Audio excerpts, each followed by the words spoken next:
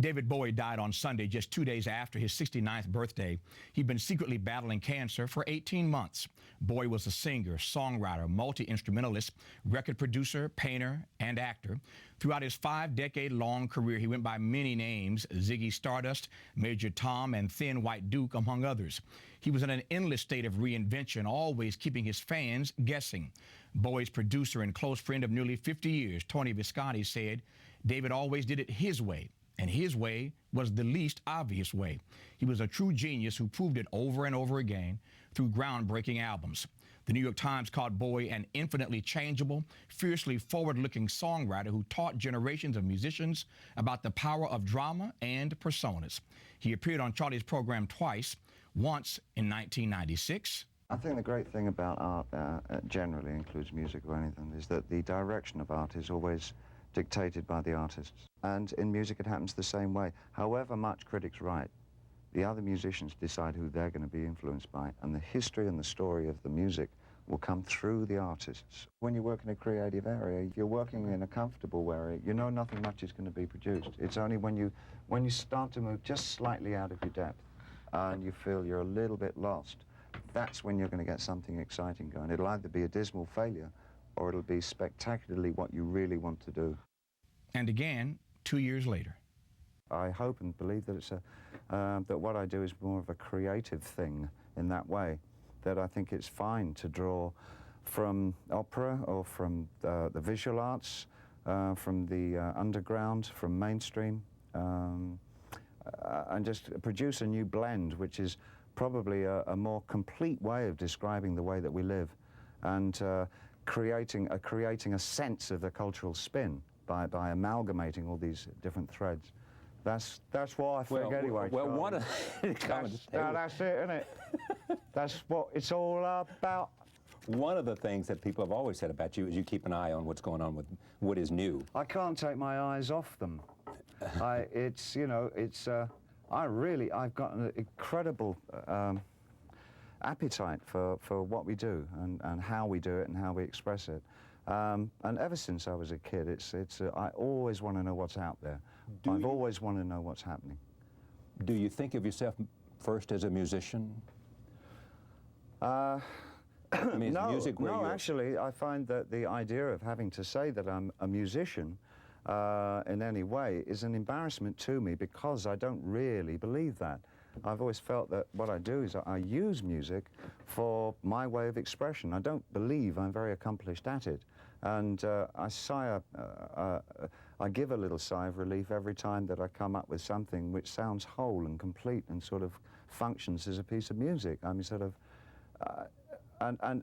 fortunately, it does seem to be there all the time. I never seem to go dry when it comes to writing music, but I don't feel like a musician. Because you don't feel that you have that talent? Because probably I don't really take myself seriously enough as a musician at all. I'm far too interested, probably too interested for my own good, but I'm far more interested in the blending of different things. And I just can't, I have the attention span of a grasshopper, which means that it's very difficult for me to become a craftsman. I suppose that I'm quite promiscuous and a jack of all trades. Artistically, of course, you know. Monogamy and me are like this. You've got to understand this, Charlie. You know, life's changed. It's moved along. We've reached a plateau of maturity. I've changed. We behave, don't we? Oh, yeah, we do.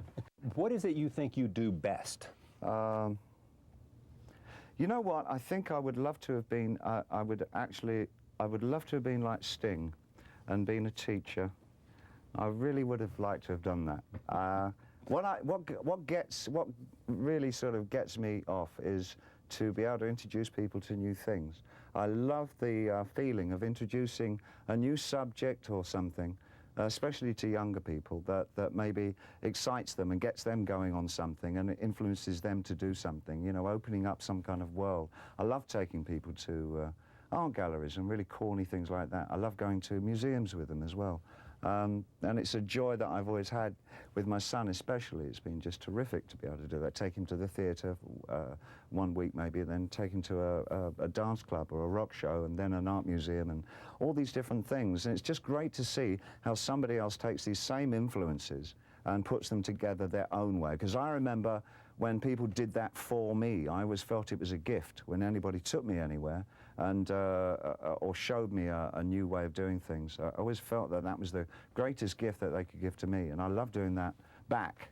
You have always resisted any notion that this creativity that you have comes from dysfunctional or madness out of family. I think I've often wondered if actually being an artist in any way, any nature, is a kind of a sign of a certain kind of dysfunction, a social dysfunctionalism anyway. It's an extraordinary thing to want to do, to express yourself in such rarefied terms. I think I think it's a loony kind of thing to want to do. I think the saner and rational approach to life is to survive steadfastly and create a protective home and create a warm, loving environment for one's family and get food for them. That's about it. That's actually all. Anything else is extra. All culture is extra. Culture is, that's, I guess it's a freebie. It's something that we only need to eat. We don't need particular color plates or particular height chairs or anything. I mean, anything will do, but we insist on making 1,000 different kinds of chairs and 15 different kinds of plates. It's unnecessary, and it's a sign of the irrational part of man, I think. How do you feel about Let's Dance? I think it became an incredible, it was an extraordinary acceptance that I had there. I'd never had anything quite like that before. Up until that time, I was quite happy being a sort of a major cult figure, in a way. It was a nice place to be. It gave me a lot of freedom. I knew that I could depend on an audience that would virtually follow my whims, and I could sort of do what I wanted. But the Let's Dance thing almost became a hindrance and obstacle. In fact, it did become a hindrance and obstacle to me, because I suddenly, my poles changed. But my focus was on, well, what are the audience's expectations of me now? And I started maybe writing for an audience, which I've never ever done before. And when I learned that that was for me a stupid thing to do, I got back into the way of writing for myself again, and I think balance has been, equilibrium has been arrived at now. I'm very, very happy with the way things are, both musically and the kind of simpatico that I have with my audience. Earthling got a lot of very good reviews. It did indeed. I was so pleased about that, because it was an album that had no compromises on it whatsoever. It was very hard-nosed. I was just so pleased the way it was accepted. It was great. It was lovely. That's very nice when that happens. When did you celebrate your 50th birthday? Yeah. When? 51 now, Charlie. 51 now. Yeah, but you're not unhappy about that. No, I mean, you seem to have arrived at some acceptance. It might not have been as hard as 40 was for you. No, but 40 was pretty difficult. Because you didn't want to let go of the idea that you were still 20. Everything was wrong. No, it's not. It was more about the fact that it was also my nadir as a musician. I was writing crap, and it just, nothing was going right artistically for me. I thought, I'd just tried. I was trying to write for audiences. It was right in the middle of that period, 1987. And it was just astonishingly awful time for me.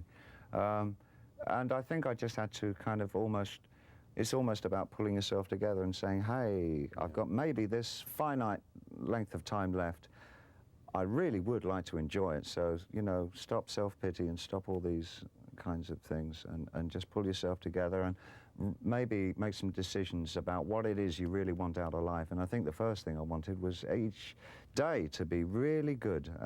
And so I had to go about changing everything in my life. Everything. And I've arrived now at a place that I hope that I'm not self-satisfied, but I'm certainly a fulfilled man. I'm fulfilled romantically, musically, artistically. I love my family. We're so close now. Right. I have a terrific relationship with my son. I can't tell you how great. And so it's something I just want to keep on the front burner every day. I just want it to be just like that until death strikes, you know, and that would be cool. David Bowie, dead at 69.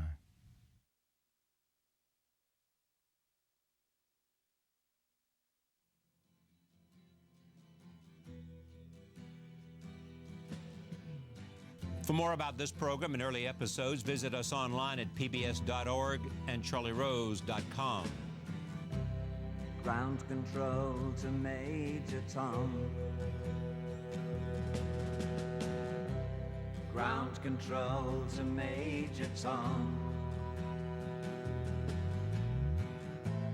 Take your protein pills and put your helmet on. Ground control to Major Tom. 8, 7, 6. Commencing countdown, engines on. 3, 2. Check ignition and may God's love be with you.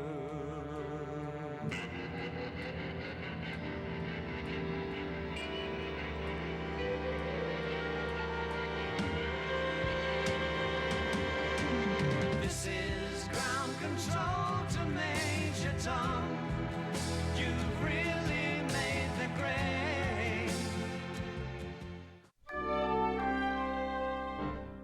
Funding for Charlie Rose is provided by the following.